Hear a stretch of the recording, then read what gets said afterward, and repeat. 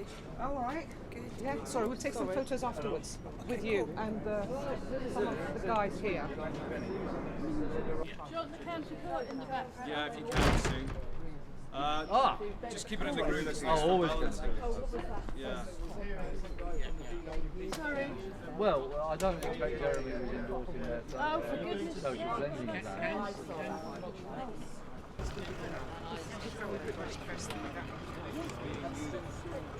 I will, yeah. I've got a copy of it. I'm tempting to see him shortly.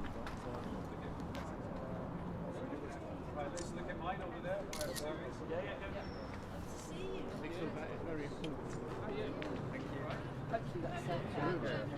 No, I mean, I haven't seen him, for example, endorsing the Edinburgh Summit. It's about off the record. Thanks, Susie.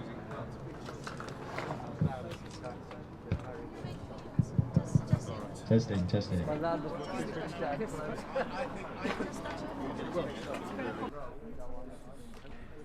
Okay. How's that? Is that good? Yeah. Just like to say this is the inauguration of the official Architecture Social Housing PA system as well, which was crowdfunded and generously donated by our supporters and followers and helpers. Okay, you know where we're here today. We're here for the hearing of Beti al-Mehari. You all know Beti. She lived for 10 years on the Loughborough Park estate in Brixton until it was demolished by the Guinness Partnership in 2015. Beti, contrary to the Daily Mail, Telegraph and all the other representations of estate residents, was not a benefit scrounger. She was someone who managed her own business. She ran the Art Nouveau Cafe and restaurant in Brixton. She was a real centre of the community. If you go onto her Facebook, you can see that it was a real cultural centre. She was someone who was right in the heart of that community until the Guinness Partnership demolished the Loughborough Park estate. Before we go on and talk about why they did that and the effects it's had, you all know the effects it's had on Beti. They moved her off of the estate and into a new Guinness estate, which is just around the corner from here. But in doing so, they said that her previous tenancy had come to an end. That was in a short haul tenancy, which they kept her on for 10 years. And they moved her on to a new affordable rent. The result of this was her rent went from £109 per week, which is a kind of a social rent levels, and they moved her on to a rent of £265 a week, about 2.5 times what she was paying before. Now, as a result of being evicted from her home, Beti, the pressures, the stresses on her and her 2 children, Beti lost her job, or had to give up her business. She was forced onto benefit dependency.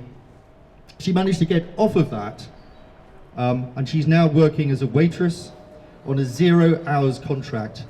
As a result of this, the DWP, the Department of Work and Pensions, suspended her benefits as they recalculated how much of her money she could keep. So this is a story also about the way that the DWP is forcing people into homelessness. She's now managed to get back into work, but she's on a 0 hours contract, and it's simply impossible for her to pay the rent that the Guinness Partnership are demanding of her. That's £265 a week. There's something like, what is it, 1,150 per month. I can't pay that. I don't know how many people can hear. Just to repeat, Beti is a single mother supporting 2 young children.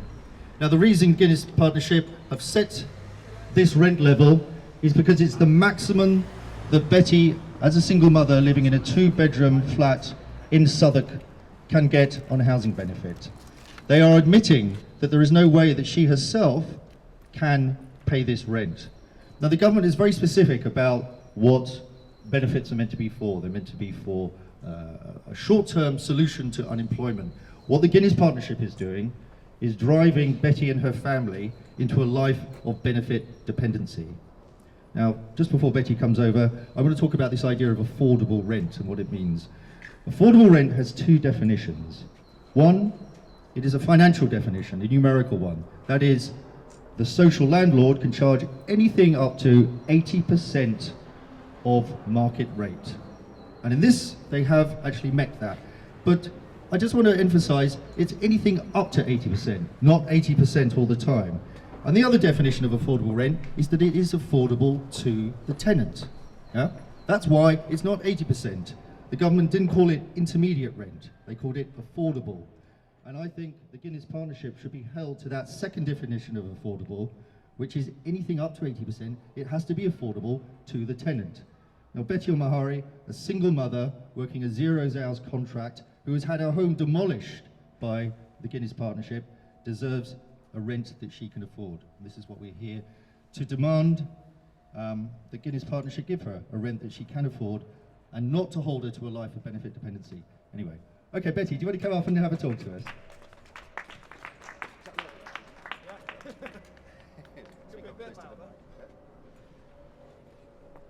Good morning. Good morning. I'm not sure how to follow that up.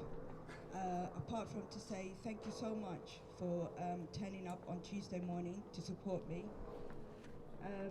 It's a story that has been going on for many, many years. I fought Guinness in Loughborough Park to rehouse me after 10 years and to recognise me as their tenant. And even though I was happy that I won that campaign, I quickly realised it was a trap. There's no way I can afford 265. I protested at the time saying that I can't afford it, and I've been saying it ever since. They told me quite a few times that the customer services will look into it. I took it to Brixton Advice Centre. I had a representative 9 months ago arguing that my rent is too high. But there's another thing that Simon didn't mention, and this is why it keeps me going.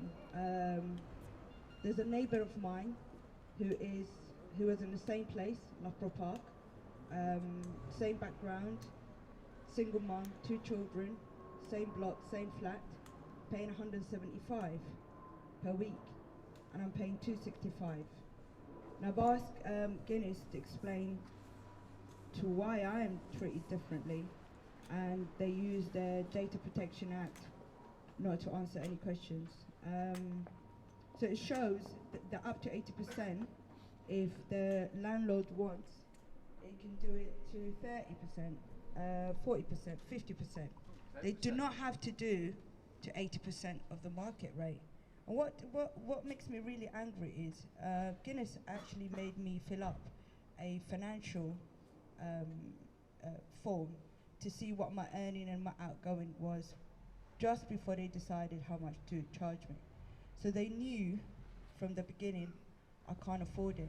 But I'm here today not just to say that affordable rent is a con, and they're making a huge amount of money from the housing benefit, which is what each one of you contribute to. So each one of you is paying my rent, and you don't have to, because they could charge me less if they want to. When I viewed the flat, the first thing I said is, well, 265, I can't afford that. And the person that was showing me the flat at the time, she said, oh, don't worry, you can just apply, you can apply for housing benefit. So the housing benefit cap is 265 to the exact amount. So they knew that they could make money out of me. And they're telling the media it's not a revenge eviction. We're not trying to harass her or do anything like that.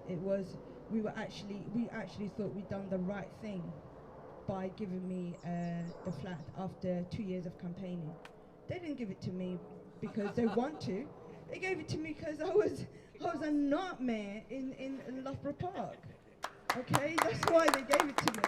They didn't give it to me because they thought if that was the case, then they should have done the right thing and gave it to the 100 of other people that they've evicted. So it's nothing, that they've done,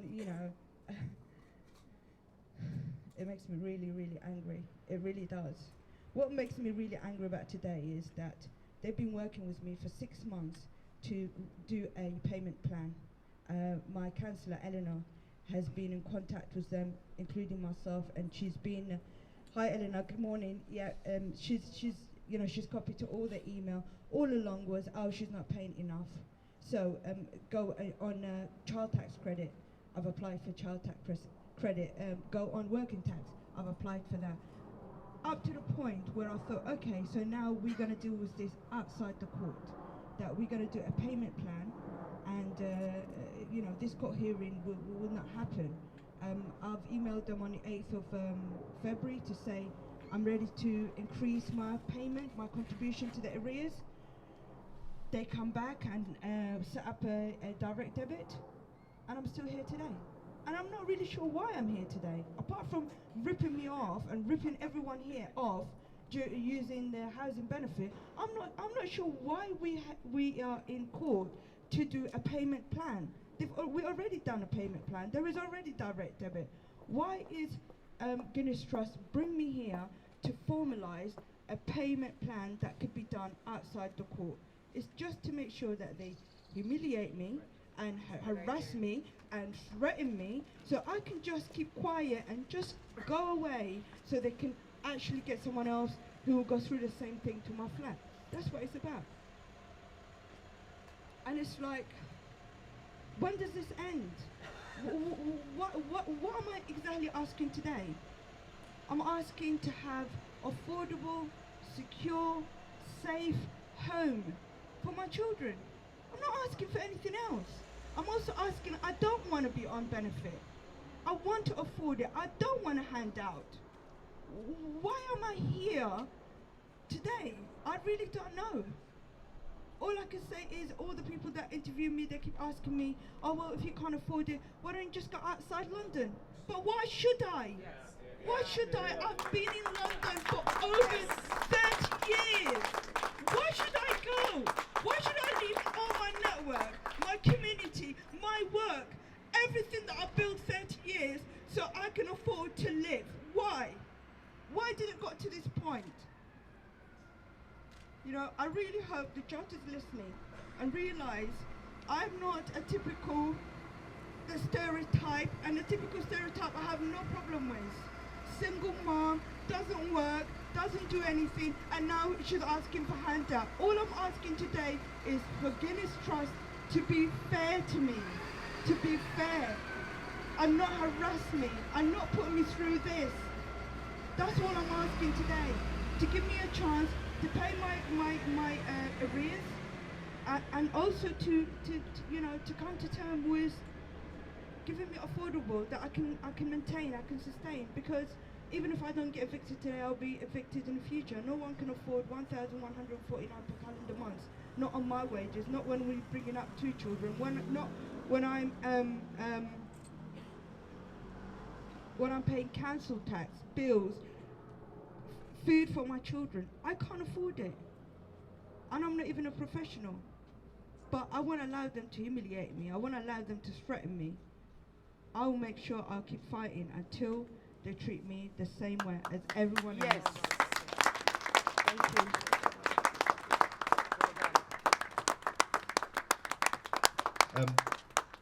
That's a really important point, I think, about tomorrow is International Women's Day, and there's been a lot of Twitter action of people like Sadiq Khan, the London mayor, walking around holding banners and wearing those little lapels. The single group which is most negatively affected by a state demolition and the consequences of demolition are single mothers.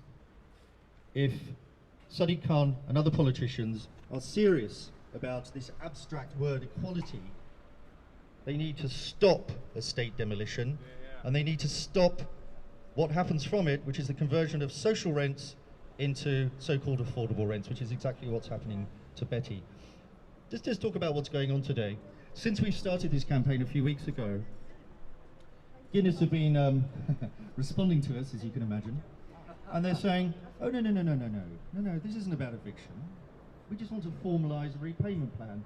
As Beti has pointed out, she was already on a payment plan. Let me be clear about what they're asking. On top of the £265 a week that they're asking her to pay, they wanted to pay an additional £57 a week on top of that to clear off the arrears. Now, they haven't asked her in their own letter, which we have got access to.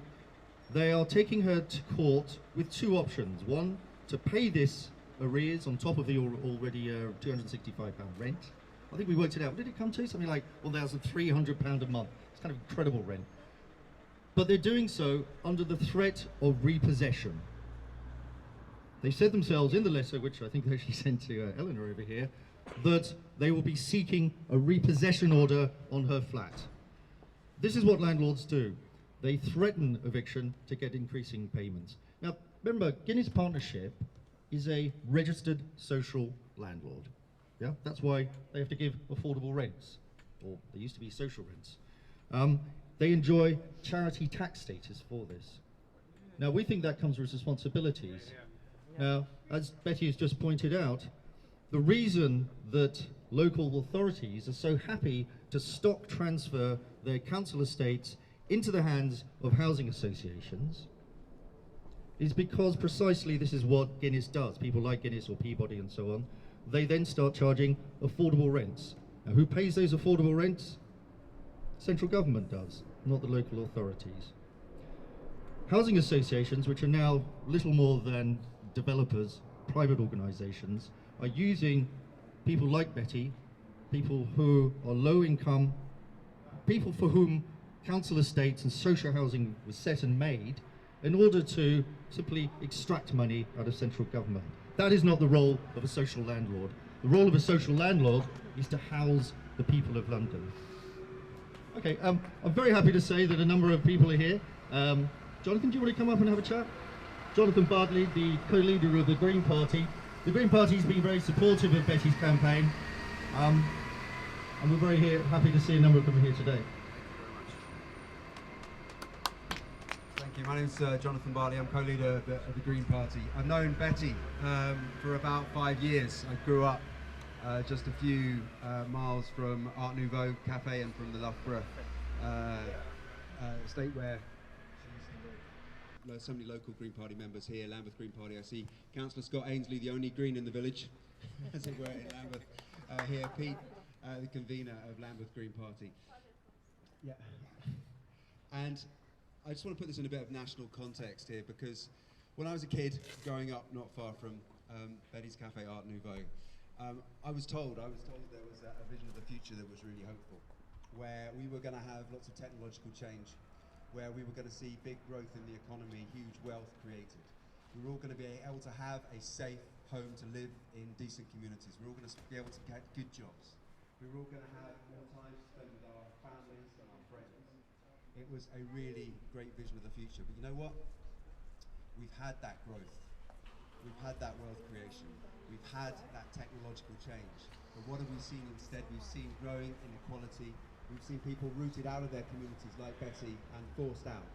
We've seen people forced onto 0 hours contracts. We've seen exploitative employers come along and get every last drop out of their employees, even taking away their employment rights. And Betty's struggle here today, enough is enough. And there is so much more that we can do. We can be so much better than this. We are the 5th richest economy in the world. We have more wealth than we've ever had, despite the financial crisis. And while we see the big corporations now making excess profits, we see a government able to find £60 billion to squirrel away in the budget tomorrow for Brexit, which is going to make us all poorer. We can't find a few £100 a week to sort out Betty's accommodation. And we've seen local authorities like Lambeth and like Southwark complicit in this, getting into bed with developers, driving people out of communities, not representing the people that they are supposed to, that they were elected to represent. We're seeing a welfare state which Betty is now relying on, which should be an enabler, but weaponised against her, doing everything it possibly can to trip her up and take away the money that she needs to find that job, to get a help up. It's not a handout, the welfare state, it should be a hand up. It should be something that supports people, it should be something that gives people the opportunities and the choices which we were all promised all those years ago. So I'm here to support Betty, I'm here to pledge the support of Lambeth Green Party and the National Green Party for Betty. And I think Guinness needs to have a long, hard think, and needs to think again and needs to think quickly about what it's doing to people like Betty and thousands of others like her. Thank you very much. Guinness estate, which is up in Hackney, called the Northwold estate. That again was given to Hackney for a nominal fee as a stock transfer from a council estate. They now want to partially demolish it. And they are promising the residents on there, who have got secure tenancies, that they're going to give them exactly the same tenancy on the new redevelopment. Now, That's illegal. It's since, what is it, January the 15th, 1989. Housing associations can't award tenants secure tenancies, so they're lying to their residents all over. I don't know if anyone from the Northwold estate is down here, but if you're listening, tenants on the Northwold estate, you will not be given secure tenancies on the new developments. You'll be given exactly what Guinness have offered Beti, an affordable rent, and as we know, that means 80% of market rate. Guinness Partnership, because as we know, there's no trust in Guinness Partnership anymore. The Guinness Partnership, on their own interview report last year, boasted, and I bet the person who wrote this is regretting it now, boasted that they increased their rent, their income, from just affordable rents, from 14.6 million to 21.1 million. And they did that by converting 559 homes for social rent to affordable rent. When we spoke recently to Neil Coyle, the MP for Old Bermondsey and Southwark, was that the other way around? He said, well, what Guinness might argue is that they need to charge these affordable rents to cross-subsidise the building of homes. Now that isn't the case. First of all, you don't use single mothers to cross-subsidise and build homes. But second of all, the Guinness Partnership is returning, like all housing associations,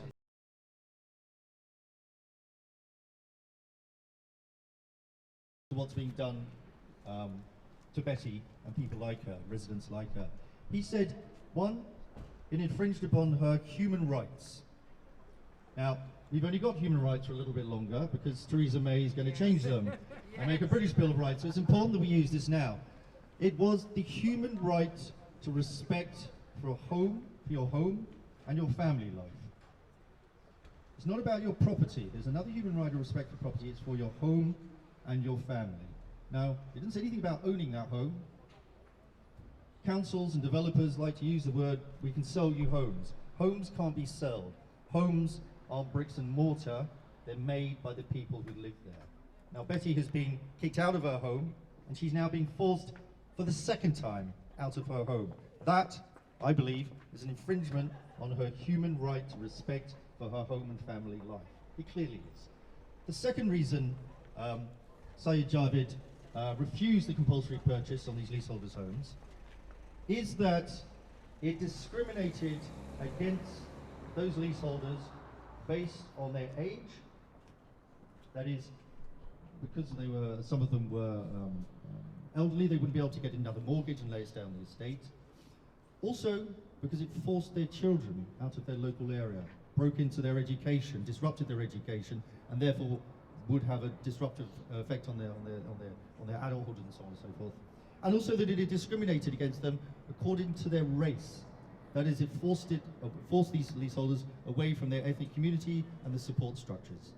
Now, Beti's children have already been enormously impacted by having their home demolished, by the disruption to this. If Guinness force Beti either today or later, because she will not be able to pay these repayment plans, if they force her out of this, out of the second Guinness accommodation, the affordable rent, she will be forced onto what we know is an unregulated private rental market.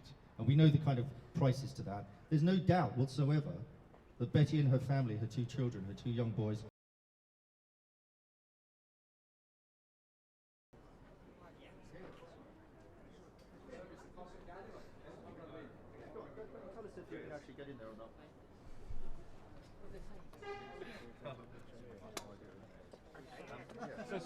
support the Reds.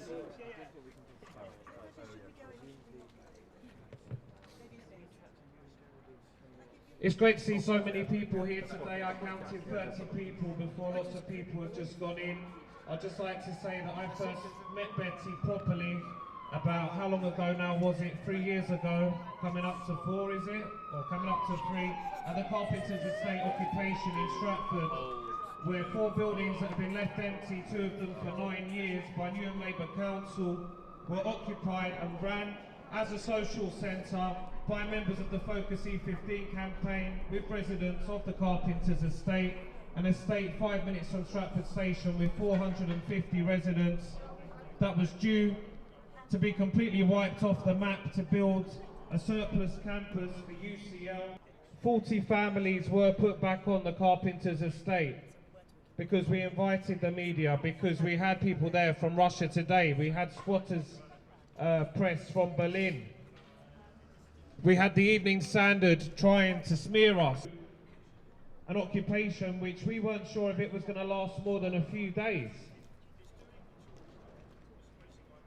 After this, we had the occupation of the Aylesbury estate by the Fight for Aylesbury campaign, who occupied 30 units or so in a Labour-run council in Southwark, due for demolition, 2,700 units. We've seen what they've done to the Haygate estate. I'd just like to end by saying, because I can't add to any of what Kat said already, that I'm here today partly because, yes, Beti is a friend and because we do care about people when it happens to them, but also out of self-interest as a working class person.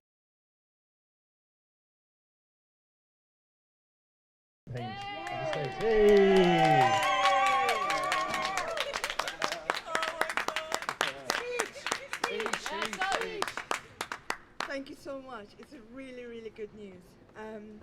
What Guinness was trying to do, they took me to court last year, 2015 November, and they were trying to restore that order and bring it as in like they've done it before, and haven't stuck to the payment or haven't stuck to the agreement. The judge said today they didn't do it correctly. There was no restored order because the time they took me, I was in credit for over £100. So they shouldn't proceed on the same order. So it's completely struck. Not only that, they're going to pay for the court costs today.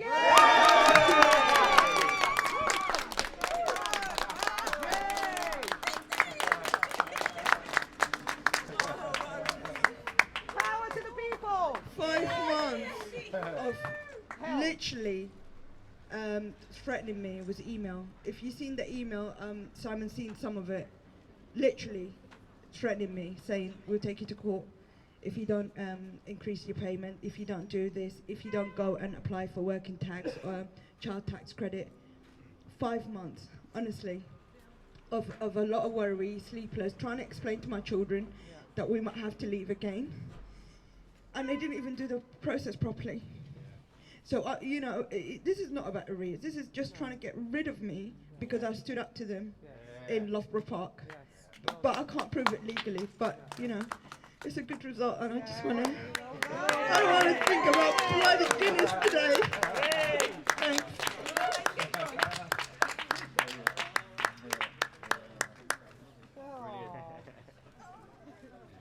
If you fight, you may not win. But if you don't fight, you will definitely not win. Beti fought, and she has won.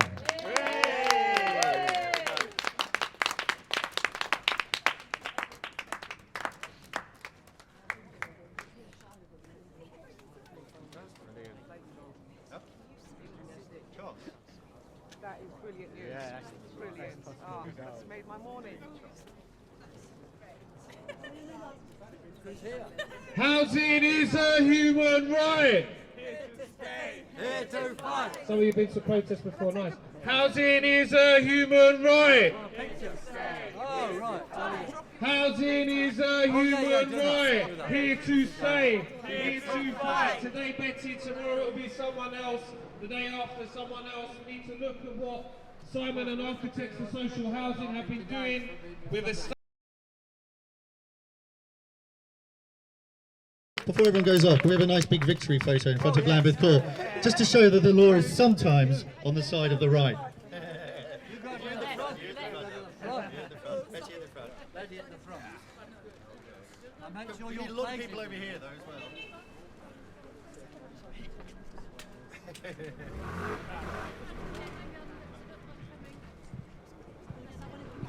Some of the victory photo.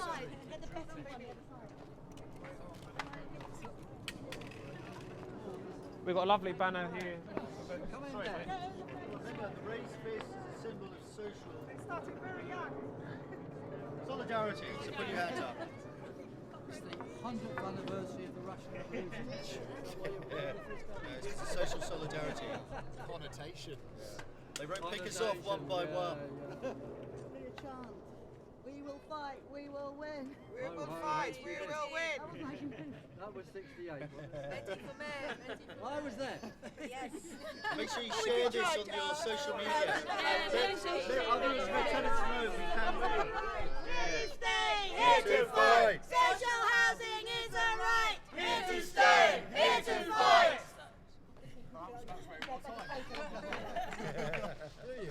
Brilliant. Love it. Excellent. Well done. You will fight. You will win. Campaign is going really well. You don't mind.